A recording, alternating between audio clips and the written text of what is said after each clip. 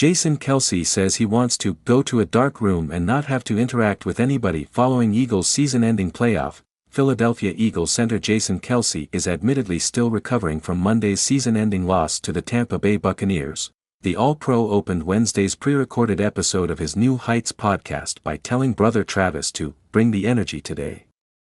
"I want to go to a dark room and not have to interact with anybody today," the elder Kelce brother said.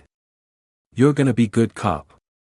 "I'm bad cop today." Jason is widely expected to announce his retirement in the coming days, but didn't address those reports at the beginning of this week's episode.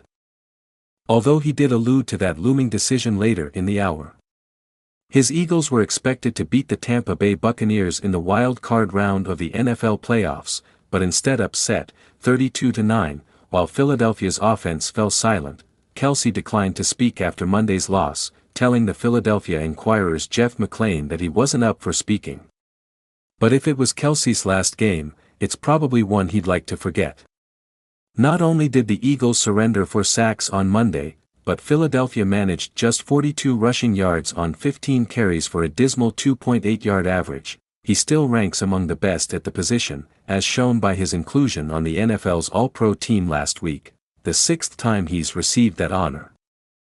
"Congratulations," brother Travis told him at the top of Wednesday's episode. The Kansas City Chiefs star was snubbed despite ranking among the top tight ends in receiving yards and receptions.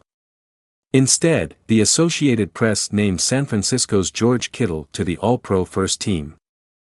Travis also poked fun at the NFL Players Association's own All-Pro team, which he considers inferior because it's only a few years old. The Players Association, then the All-Pro came out, and Jason is still on top, Travis said. "The Players Association won, they just kinda came up with." Both Travis and Jason were named to the NFLPA's All-Pro first team, but only Jason received the All-Pro honor this year. "Both are cool, if you're on both," Travis said. "But if you're just on one, and it's the one that they made up a couple of years ago, it's not as cool.